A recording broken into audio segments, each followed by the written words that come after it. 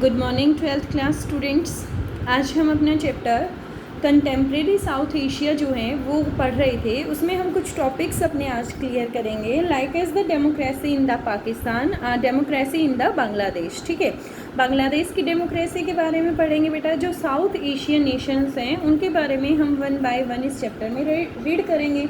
तो फर्स्ट जब हम अपना चैप्टर स्टार्ट करने जा रहे हैं तो फर्स्ट हमारा मतलब इसमें जो topic about the chapter south Asia, ठीक है, तो वो कौन सा है हमारा यहाँ पर पाकिस्तान है। पाकिस्तान में हम देखेंगे कि डेमोक्रेसी किस तरीके से आई है और क्या क्या वहाँ पर फैक्टर्स इंक्लूडेड हैं। ठीक है, तो देखिए, after Pakistan framed its first constitution, General Ayub Khan took over the administration of the country and soon got himself elected।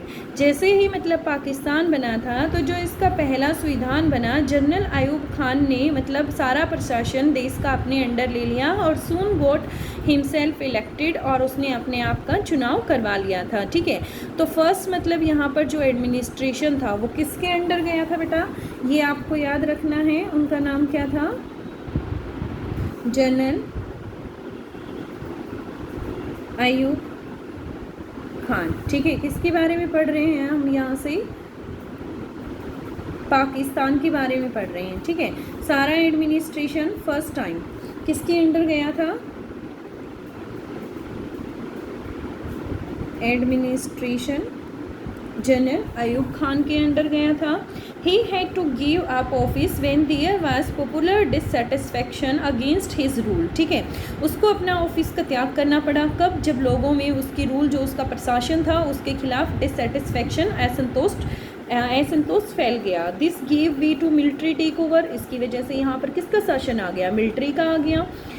Once again under the general Yahya Khan. ठीक है, मिलिट्री जो शासन आया, military rule, first point. Second यहाँ से क्या है, military rule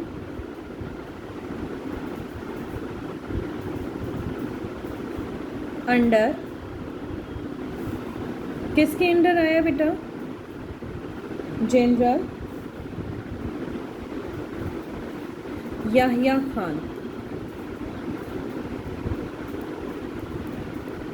देखिए, ये जो छोटे छोटे कंसेप्ट आप साथ के साथ करेंगे तो 1 मार्क्स के क्वेश्चन, इंटरनल क्वेश्चंस की मैं बात करूं तो वो आपके यहाँ से कंप्लीट हो जाएंगे। ठीक है, फिर कहता है during Yahya military rule Pakistan face the Bangladesh crisis and after a war with the India in 1971 East Pakistan broke away to emerge as an independent country called Bangladesh. देखिए 1971 में जिस टाइम पे, ठीक है, कौन रूल कर रहे थे, याहिया खान रूल कर रहे थे, तो इनके जो कन्फ्लिक्ट हुए बांग्लादेश को लेकर हुए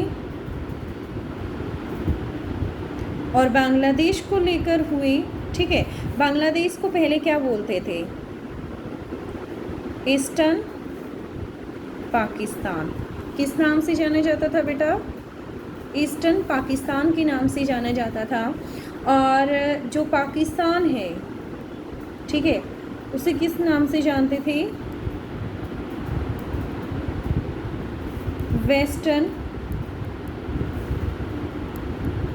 पाकिस्तान से हम उसे जानते थे। ठीक है, और फिर उसके बाद देखिए यहाँ पर बांग्लादेश क्राइसिस फेस करना पड़ा था।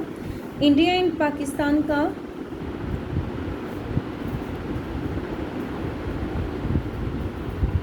जो वॉर था वो भी याहिया खान को झेलना पड़ा था। ठीक है, तो देखिए यहाँ से broke away emerged an independent country called the Bangladesh. After this an elected government under the leadership, इसके बाद जो मतलब गवर्नमेंट आई जिसका चुनाव किया गया वो किसकी आई थी, जुल्फ़िकार अली भुट्टो की आई थी। came to power in Pakistan from 1971 to 1977। ठीक है, यहाँ पर 1971 टू 1977 एक इलेक्टेड गवर्नमेंट आई जो किसके अंडर में थी, जुल्फ़िकार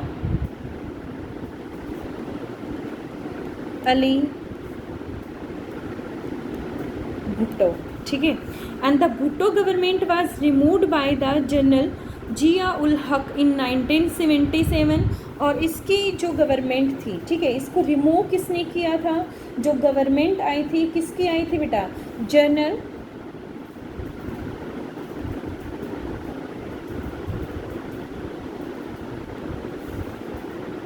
जिया उल हक, ठीक है। कब आई? 1977 में आई। जनरल जिया फेस्ड ए प्रो डेमोक्रेसी मूवमेंट। जनरल जिया को एक मूवमेंट को झेलना पड़ा डेमोक्रेसी से related. From 1982 onwards and an elected democratic government was established once in 1988। और दोबारा से यहाँ पे मतलब जो इलेक्टेड गवर्नमेंट आई वो कब आई? 1988 में आई, under the leadership of Benazir Bhutto, ठीक है। किसके अंडर में आई थी 1988 में? बेनजीर भुट्टो के अंडर में आई थी, ठीक है। Benazir Bhutto. In this period that followed, Pakistan politics enter around the competition between her party, the Pakistan People Party and the Muslim League, ठीक है। जो कंपटीशन था वो किसके बीच में था बेटा? Pakistan people party and Muslim league के बीच में। This phase of elective democracy lasted till 1999। और जो मतलब डेमोक्रेसी का फेस आखिर में अंत तक कब तक रहा बेटा? 1999 तक रहा, ठीक है। जो 1988 में डेमोक्रेसी आई वो कब तक चली बेटा?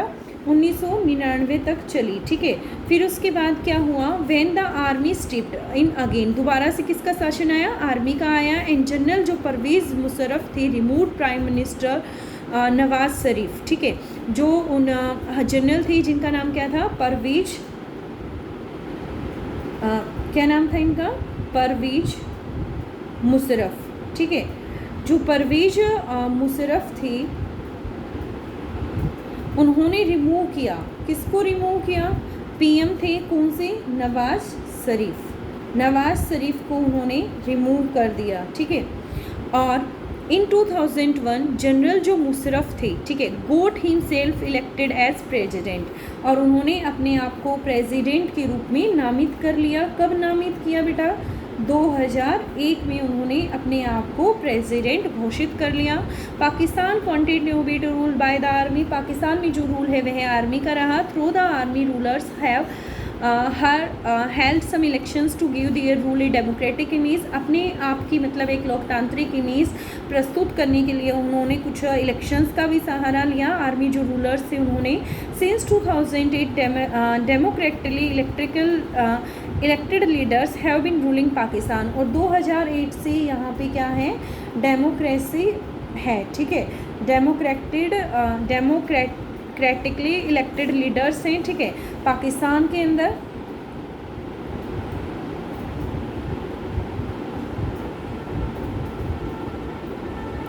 क्लियर हो गया? तो देखिए बेटा यहाँ से आप देखेंगे कि जब इंडिया एंड पाकिस्तान का वार हुआ, ठीक है, तो उस सिचुएशन में यहाँ पे डेमोक्रेसी आई, एक इलेक्टेड गवर्नमेंट बनी। और वो जो इलेक्टेड गवर्नमेंट बेटा यहाँ पे बनी वो किसके द्वारा आई? जुल्फ़िकार अली भुट्टो के द्वारा आई 1971 से 1977 के बीच में, ठीक है। फिर उसके बाद यहाँ पर जो शासन आया, ठीक है, इन्होंने इसको रिमूव कर दिया, और रिमूव करने के बाद जो यहाँ पर शासन आया किसका आया? जिया उल हक जनरल का आया। फिर उसके बाद दोबारा से डेमोक्रेसी आई, कब आई? 1998 में आई। कब आई? बेनज़ीर भुट्टो के अंडर में आई, ठीक है। बेनज़ीर भुट्टो के बाद ये कब तक रही? 1999 तक रही। 1999 में जो यहाँ पर पीएम थे जिनका नाम क्या था? नवाज शरीफ था। नवाज शरीफ को रिमूव कर दिया गया, किसके द्वारा? परवेज मुशर्रफ के द्वारा 1999 में। और 1999 में इन्होंने इसे रिमूव कर दिया और 2001 में अपने आप को प्रेसिडेंट घोषित कर लिया।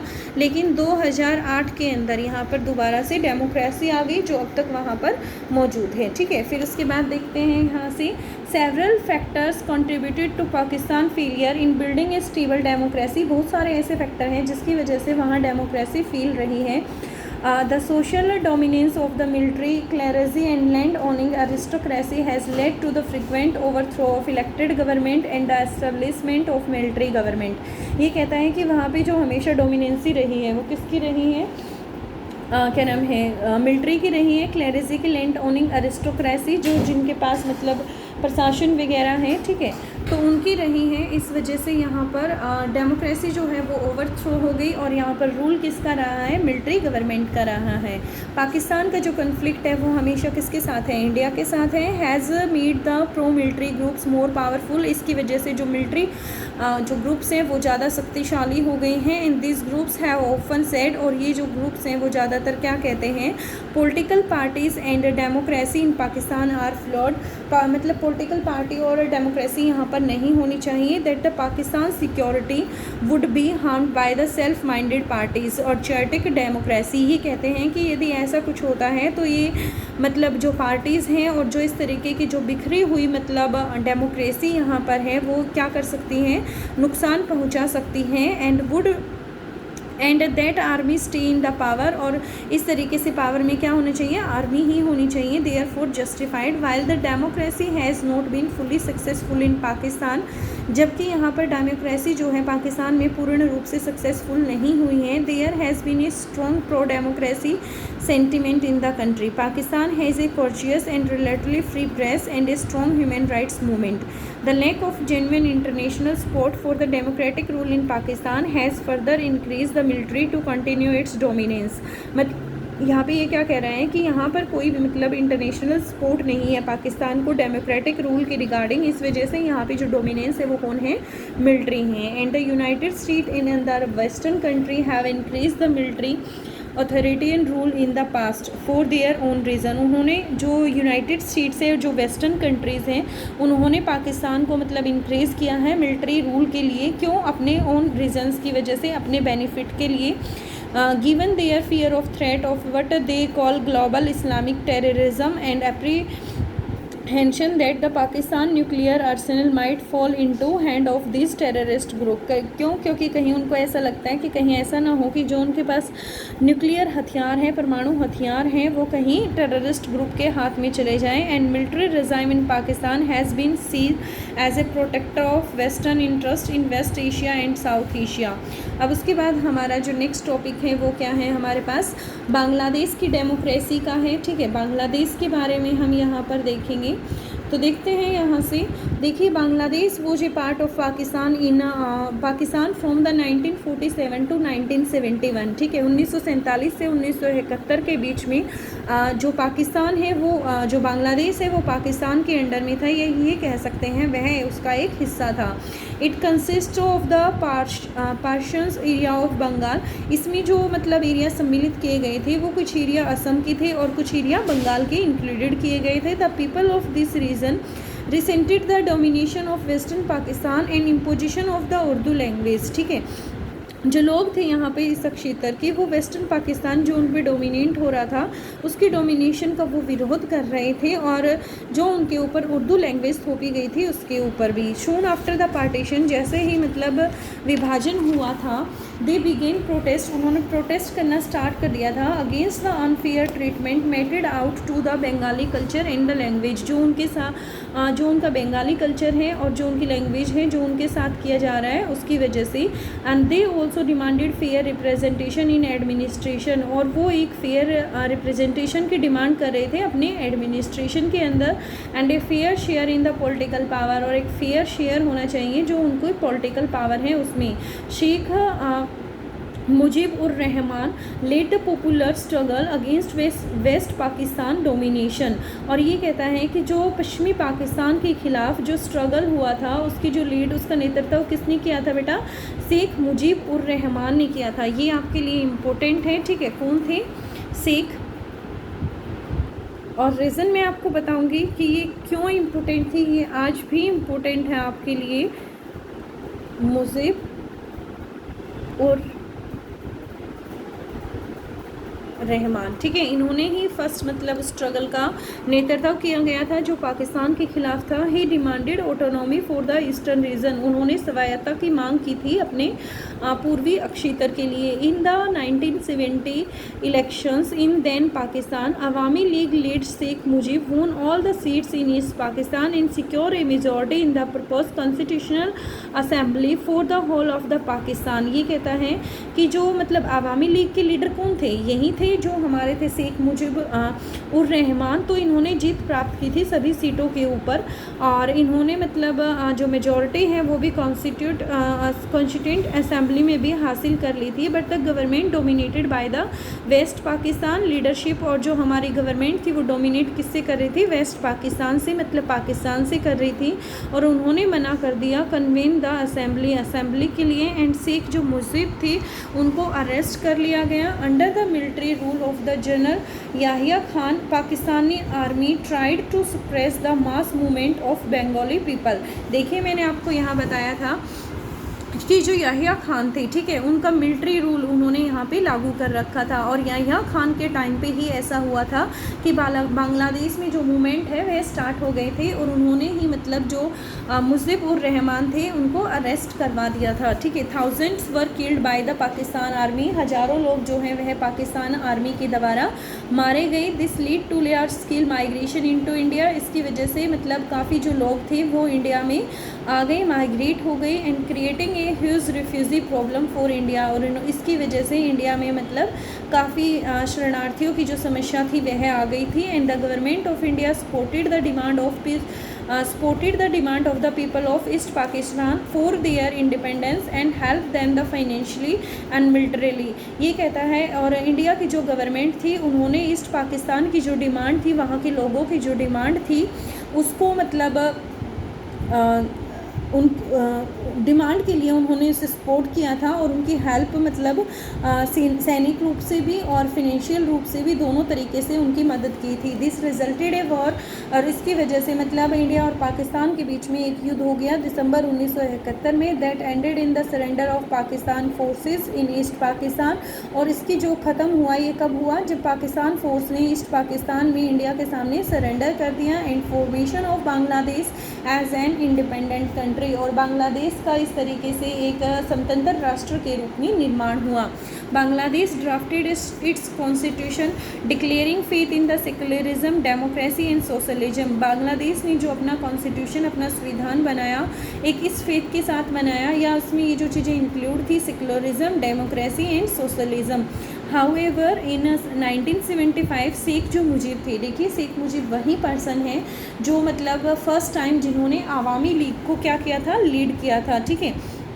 किसको किया था बेटा, आवामी लीग को, ठीक है।